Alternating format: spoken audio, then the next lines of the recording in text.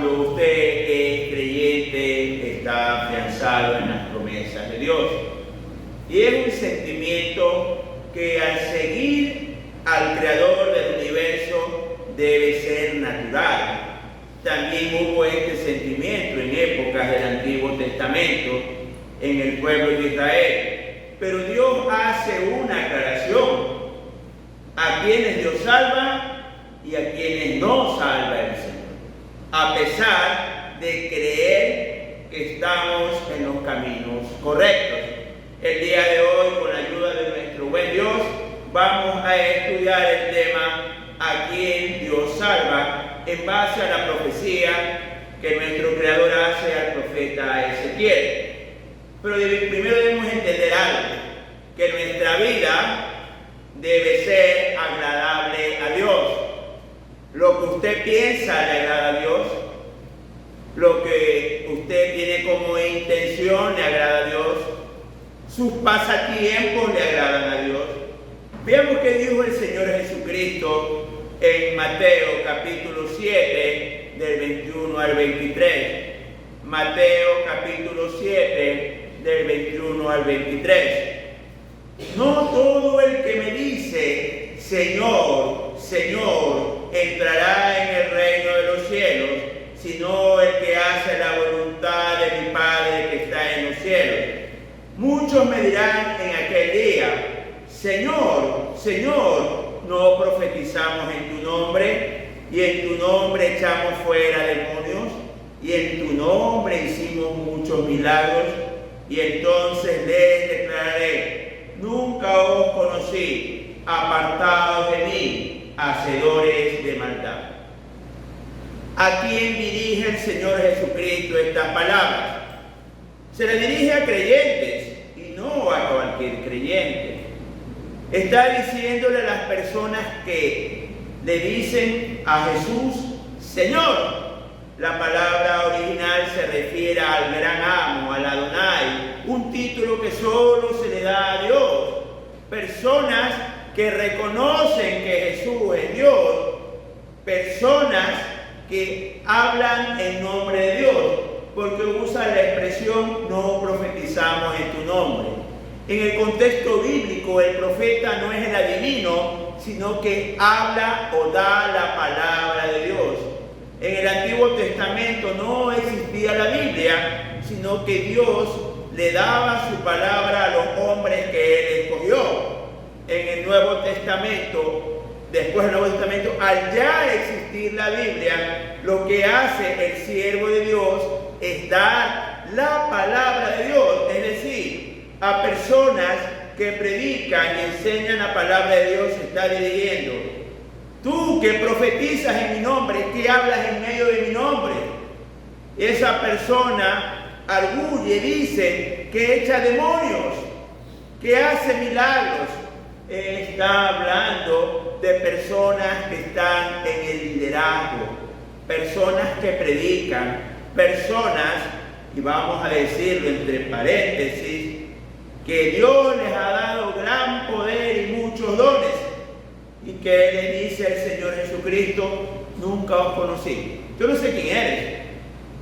Por mi poder no lo hiciste. Tú predicaste, pero no fue bajo mi auspicio, no fue mi palabra. Hiciste milagros, pero yo no te di ese poder. Y le termina diciendo hacedores de maldad. Es una palabra dirigida para creyentes que están en el liderazgo. Esto debe darnos miedo. Si a estas personas que hacen milagros, que predican la palabra del Señor, el Cristo los rechaza, ¿qué a nosotros? Veamos el libro de Isaías, capítulo 1, del 13 al 15. El libro de Isaías, capítulo 1, del 13 al 15.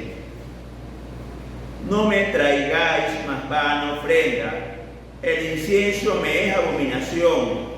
Luna nueva y día de reposo. El convocar asambleas no lo puedo sufrir. Son iniquidad vuestras fiestas solemnes, vuestras lunas nuevas y vuestras fiestas solemnes, las tienen aburridas mi alma, me son gravosas. Cansado estoy de soportarlos. Cuando extendáis vuestras manos, yo esconderé de vosotros mis ojos. Asimismo, cuando multipliquéis la oración, yo no oiré, llenas están de sangre vuestras manos. Aquí Dios se dirige al culto que tenían en Israel. Ellos tenían un templo maravilloso, un templo lleno de oro, de cosas preciosas. Ellos, todos los sábados, tenían asambleas solemnes y había personas que tocaban el shofar, que iban delante, y los levitas iban cantando salmos y todo el pueblo se congregaba. Maravilloso tiempo. Dios está feliz porque hemos ofrendado borregos, corderos, palomas, ganado vacuno, decían ellos. Dios está contento con el culto, pero el Señor no le agradaba ese culto. El Señor decía que le aburrían sus actos solemnes, las cosas que muchas personas piensan que son agradables a Dios. Hemos cambiado la religión por el cristianismo. Muchos dicen, estamos bien porque tenemos tantas vigilias, tantos ayunos, o hacemos tal o cual festividad. Pero el Señor le dice que eso es abominación ante Él.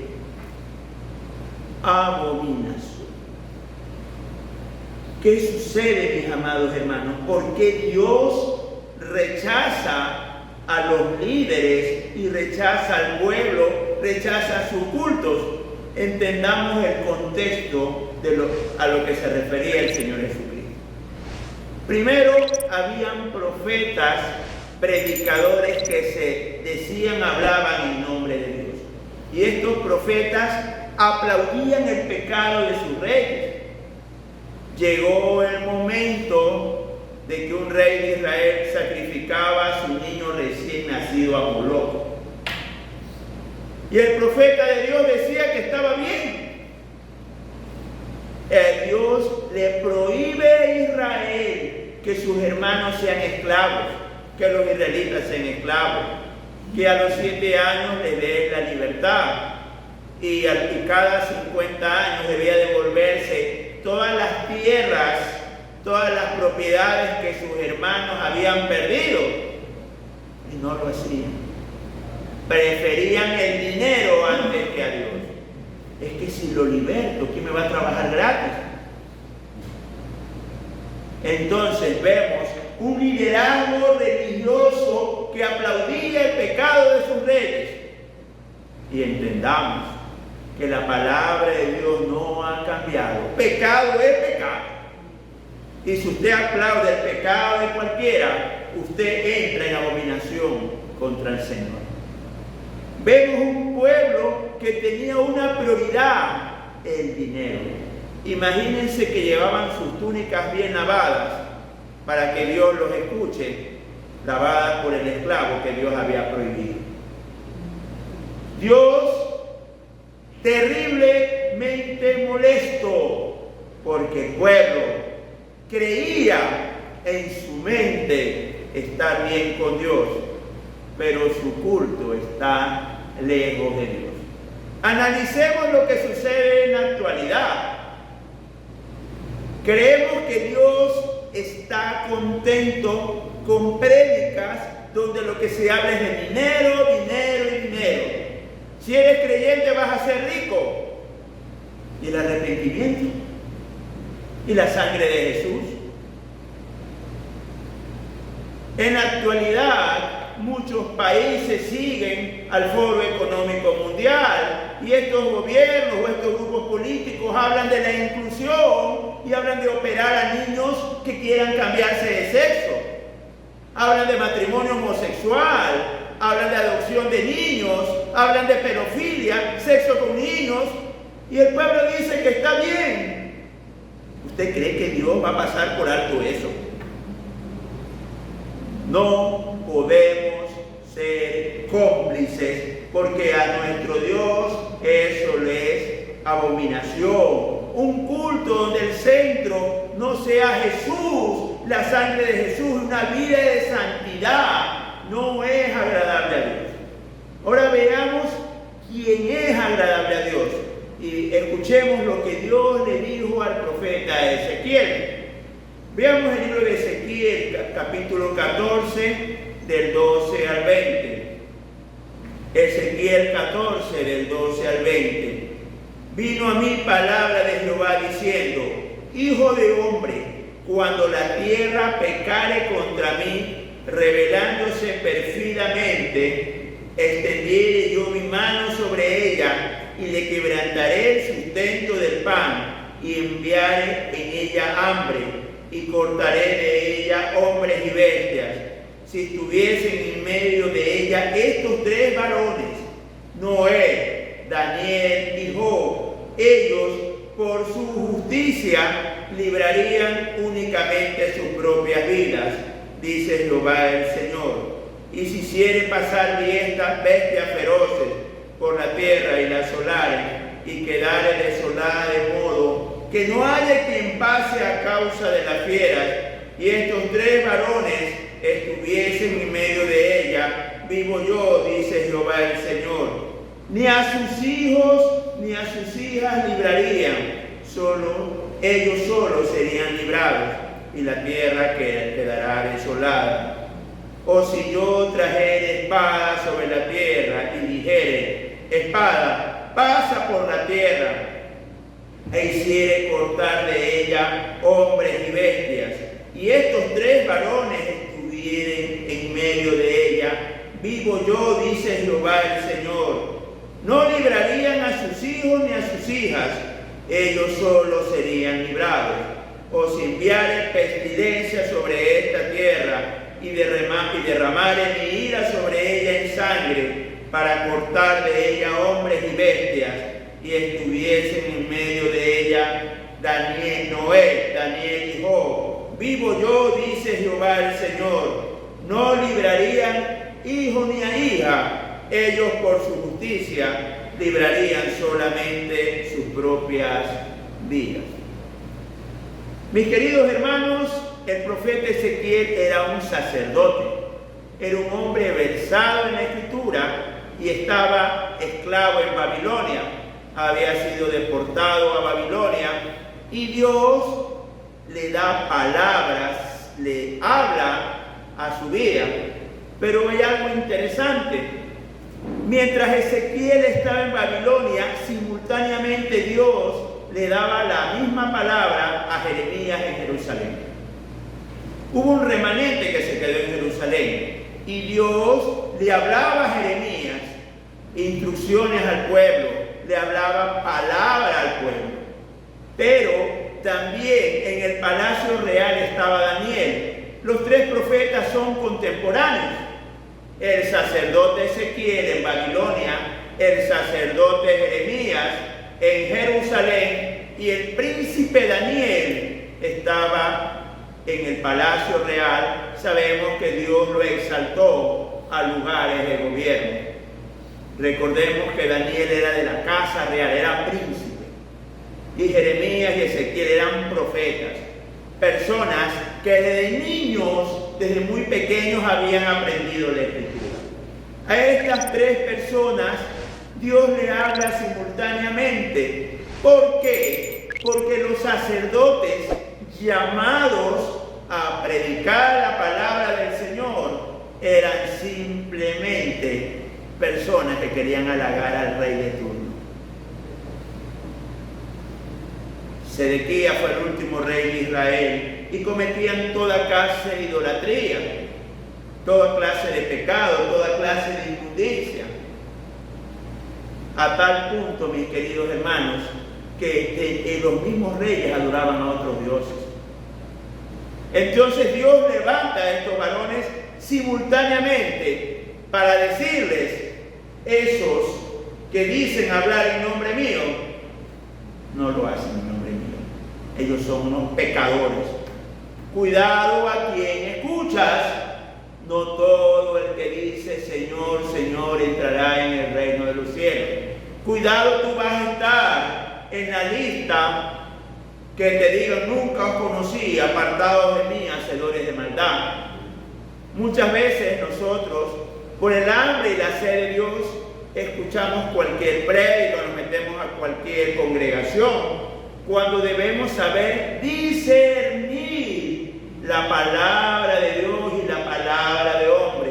Cuando el interés es congraciarse con el rey de turno, con la autoridad de turno, o ser frontal con la palabra de Dios. Mis queridos hermanos, lo llamarán religioso, le dirán legalista, pero en los caminos de Dios no podemos negociar. Si Dios dice que eso es pecado y nosotros no podemos ser cómplices ni compartir ese pecado. Debemos ser frontales. Usted puede creer estar bien con Dios, pero cuando usted no se somete a la voluntad del Señor, las fiestas solemnes, los cultos, todo lo que crea usted que es sublime para Dios, Dios lo puede tener como abominación. Y el Señor le pone 3 ejemplos que nos debe llamar la atención: Noé, Daniel y Job. Y vamos a ver qué característica extraordinaria tenían estos 3 varones para que Dios los ponga de ejemplo y diga: puedo discriminar a toda la ciudad, pero solo a estos 3 los voy a salvar. ¿Qué tenían de extraordinario? Veamos, en Génesis capítulo 6, del 9 al 14. Veamos a Noé. Génesis 6, del 9 al 14. Estas son las generaciones de Noé. Noé, varón justo, era perfecto en sus generaciones. Con Dios caminó Noé y engendró Noé 3 hijos, a Sem, a Cam y a Jafet. Y se corrompió la tierra delante de Dios, y estaba la tierra llena de violencia. Y miró Dios la tierra, he aquí que estaba corrompida, porque toda carne había corrompido su camino sobre la tierra. Dijo pues Dios a Noé: he decidido el fin de todo ser, porque la tierra está llena de violencia a causa de ellos. He aquí que yo los destruiré con la tierra. Hazte un arca de madera de gofer, harás aposentos en el arca, y la cala fatearás con brega por dentro y por fuera. Todas las personas del planeta habían tomado un camino de pecado y violencia, pero Noé no siguió la época ni la cultura. Él se mantuvo firme. El día de hoy te pueden decir que el amor es bueno y que si 2 hombres se gustan y se casen está bien, que 2 mujeres se gustan y se casen está bien. El mundo puede irse tras el pecado, nosotros no. Tenemos que ser como Noé, firmes en la palabra del Señor, firmes. Sea quien sea el que peque, así sea tu padre o tu madre, tú no puedes consentir el pecado.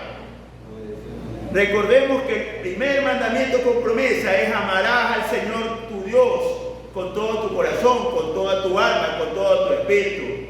Y debe ser lo primero.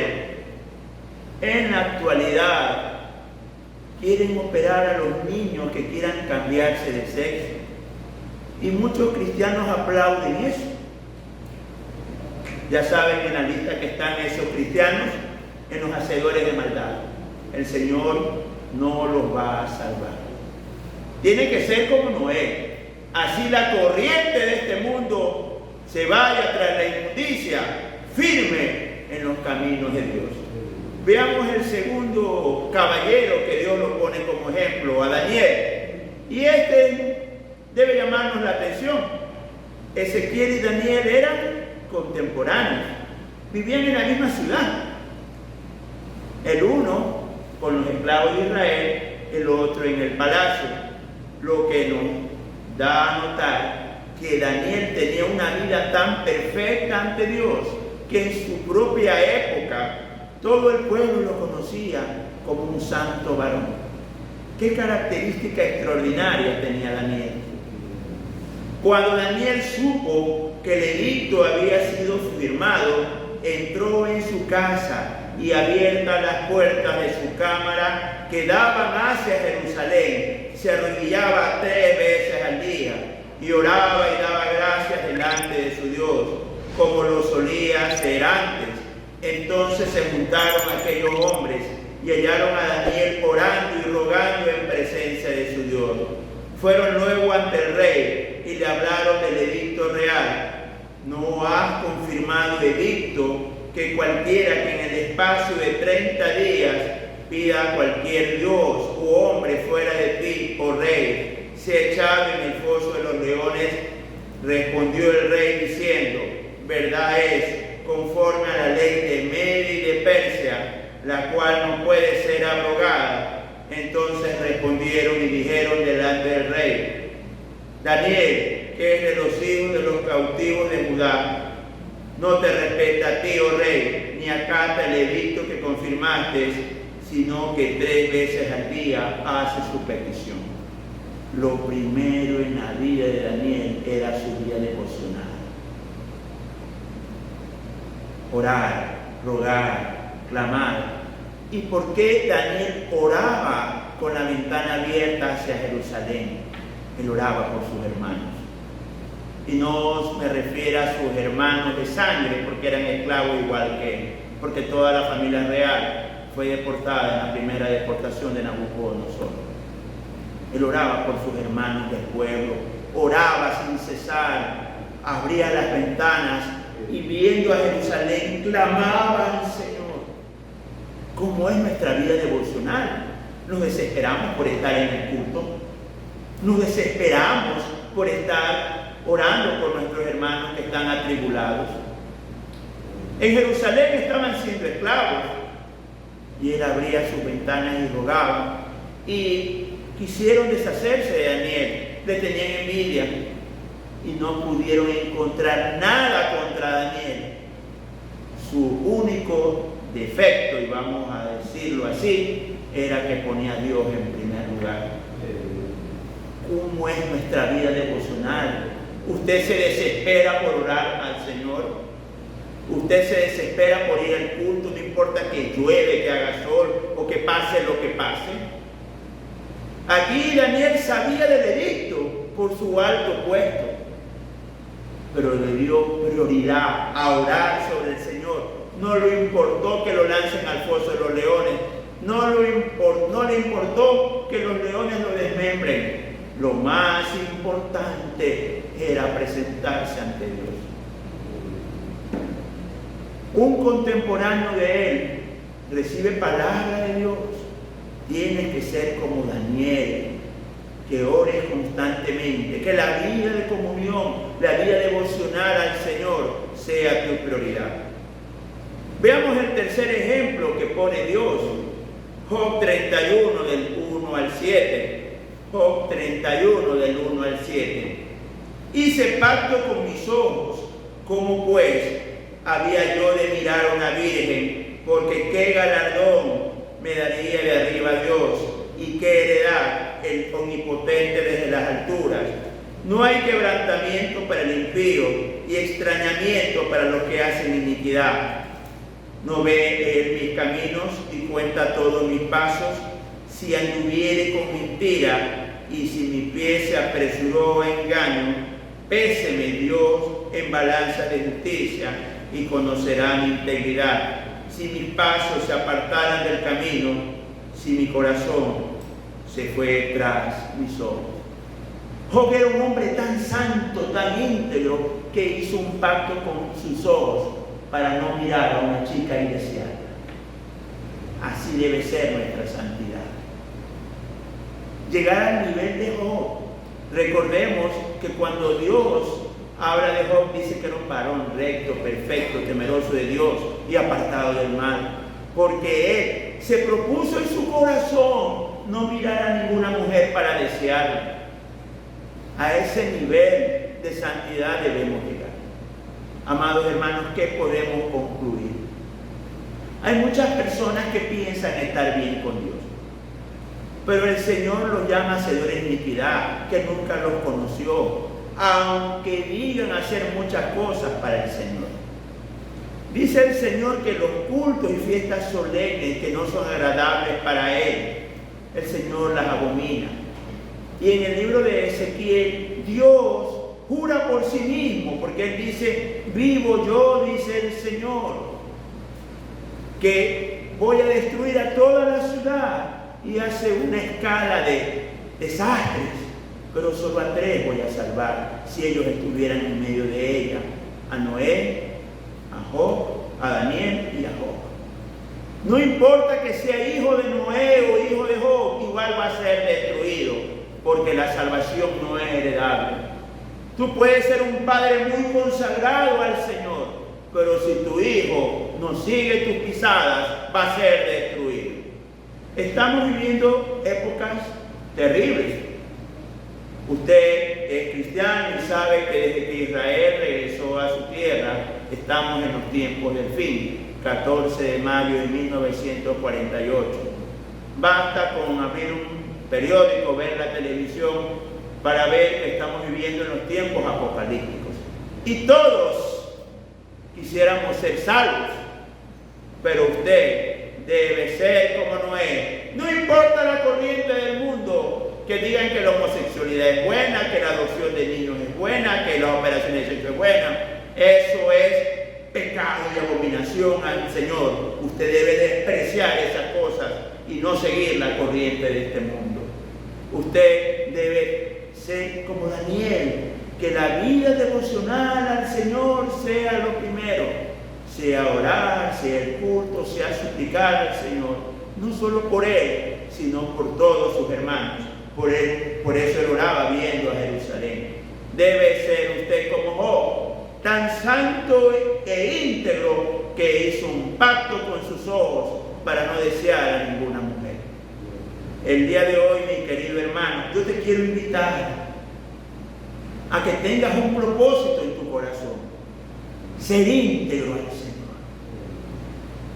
Que el Señor te examine, que quite de ti toda cosa que te aparta de Él. Y me dirijo de manera muy especial para los jóvenes aquí presentes.